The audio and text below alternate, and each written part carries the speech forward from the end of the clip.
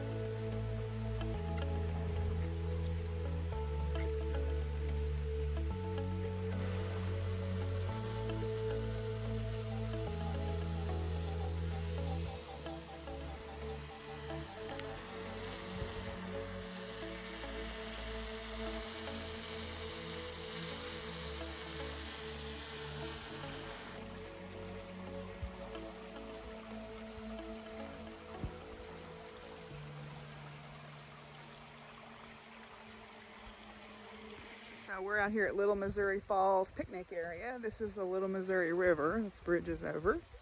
And this is in the Ouachita National Forest.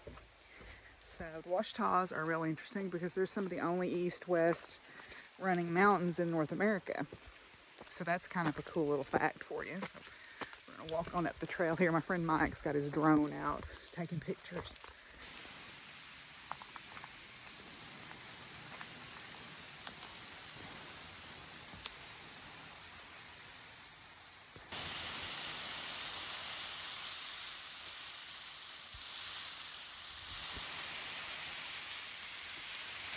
See these rocks? See how the strata layers are turned up like this? That happened when the plate that pushed these mountains up collided with the North American plate. These were the flat strata layers, and see how they've been pushed up and uplifted? That's so cool to see that right there in front of our face.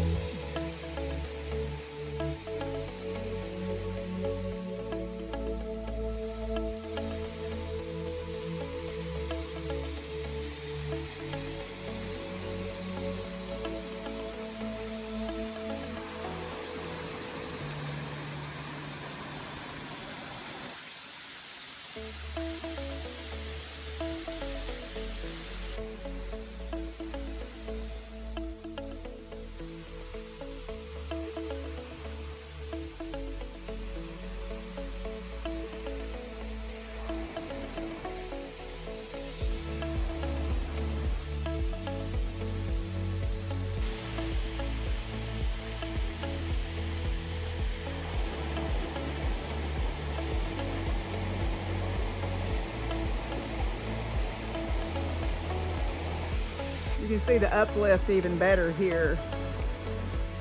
See the layers that got pushed upwards. It should be flat. That's how the Washitas were formed.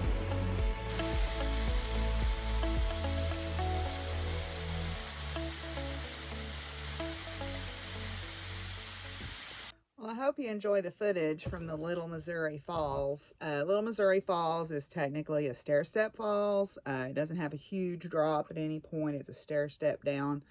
It's in a really deep gorge, though. The valleys in that part of the Washitas are very deep because of the folding, which means they can be really dangerous if there's a lot of rain. Unfortunately, several years ago, there was a severe huge supercell thunderstorm that formed over that area, over a campground area called Albert Pike, and it caused several fatalities because it was in the middle of the night and it was dark, and unfortunately where they had camped, they didn't realize they were camping in the channel of the river, or of the creek that they were on. The Little Missouri River flows across 3 counties. It's about 150 or so miles long. And it flows into the Washita River, which ultimately flows into the Black River in Louisiana, which then joins the Mississippi. It's part of the Washita watershed. The Washitas, as I mentioned, are east-west running because of the way they were uplifted. So some of the only east-west running mountains in the United States. Now, we have synclines here in Arkansas along the Arkansas River Valley that are east-west running, but those aren't mountains. Those are what's left over the ancient seafloor, and I've mentioned those several times in previous vlogs. But at any rate, so I hope you enjoyed the footage from Little Missouri Falls. I've made it back. It's been raining off and on. It's very gloomy. I had to deal with Sheriff's Department today over the cow because they're like, we've been having these calls. I was like, I'm working on the fence. I'm doing my best. Yes, I know she's getting out. I'm not ignoring you, because they'll call in the middle of the night and I won't get the call. So I talked to one of the deputies and I said, look, I'm doing my best. He's like, I get it. He said, I've got goats. They get out. I understand. I said, I'm not trying to ignore the problem. I'm just fixing it as I go. And if she continues to get out, I'll just sell her. I mean, that's all I can do. I'll probably actually see if Taco wants her, my friend Taco, or Jason wants her. He was kind enough to go get me some gas today for my truck, because I hadn't put any gas in it in a while. I've been running up and down, fixing fence, and I noticed it was getting really low, and I was afraid I wouldn't make it to town. I got a really sweet card today from Karen. She won a prize from me, but she sent me this really wonderful card. It says, write your story, sing your song, speak truth into the hard parts. And then she wrote a really sweet note, very encouraging note. So thank you so much for that. It's nice to know that y'all support me in this, and it has meant a lot, because, y'all have been with me through some tough times here on the farm, and you've also made me brave about speaking out about things. And I was talking with someone earlier, and I'm like, as I've gotten older, it's become more and more important to me to speak my truth and to speak it out loud and to be brave about it. Yes, it's going to maybe cost me friends. It's going to cost me family members. It's going to cost me viewers. But I have to look at myself in the eye. And if I want to be a good advocate for my students, I have to speak my truth. And I have to be open and empathetic and embracing of, the diversity of people that are out there. And that's my truth. And, that may not be everybody's truth, but that's my truth. So thank you for the encouragement. I really appreciate it. So we are going to get started here with our cards, and yeah. We're we're going to get started here with our cards. So the card today is starting the mermaid card. So this is universe. We are all just stardust. Yes, we are. Yes, we are. It's not just a song. It is true. We are all stardust, and we are all made of stars, depending on whether you listen to Crosby, Stills, Nash and Young or Moby. We are made of stars. When we're children, we can barely comprehend the vastness of our own lives, let alone the existence of other planets. It is not long before we learn we aren't the center of the universe. We are but specks of stardust in one of many skies. Its many skies. However, we must all still do our part to take care of our own individual worlds, or else it throws everything else off balance. Make sure to keep balance in your life. Don't forget the big picture stuff. Recycle, don't litter, give thanks. Take care of our little piece of earth. We are all made of stars. We are all connected. I love that video by Symphony of Science. We are all connected. Have y'all seen the wonderful images of Jupiter from the James Webb Space Telescope? Oh my goodness. Those are amazing. Okay.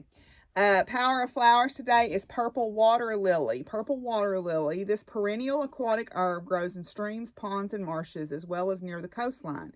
Its beautiful purple flowers rest on the surface of the water, surrounded by smooth, shiny, dark green leaves and supported by thick horizontal rootstock below. The purple water lily holds a multitude of seeds within its globular fruit. This subtle yet powerful essence has the potential to bring spiritual sensitivities to the fore, drawing one inextricably into the fertile well of deepest knowing. Taken before meditation or sacred ritual, it has the ability to open the portals of consciousness, guiding one into the inner sanctum of the soul where life, death, and rebirth are unified. The archetype is the water nymph. Magical beings of epic proportion, water nymphs ignite our imagination, offering inspirational images and effable visions of beauty. Offering a purple garment of light to each human soul who wishes to incarnate, they overlight the particular dimension of soul travel where the soul meets the solid world of form. Water nymphs are the weavers of the mysteries, their magical water a liquid crystal, repatterning the holographic potential of the universe. The cave temples of the water nymphs contain two portals, one to accommodate the descent of humanity, the other to assist in the ascension of spirit. As you attune to the subtle mysteries of the nymph, the purple water lily, you are able to transcend the limitations of linear time and mortal confinement. Imagine a purple garment of light surrounding your entire body as you enter the gates of new awareness. You are truly blessed to receive such an image. The water lily nymph weaves the purple web of light. She lifts the veil of heaven, offering vision and sight. So, very cool. Okay, y'all, I am going to jot these down in my journal, and then tonight I am going to do nothing. I have to be on campus tomorrow for some meetings. Hopefully, I'm going to go out and do Crazy Cow Patrol here in a little while.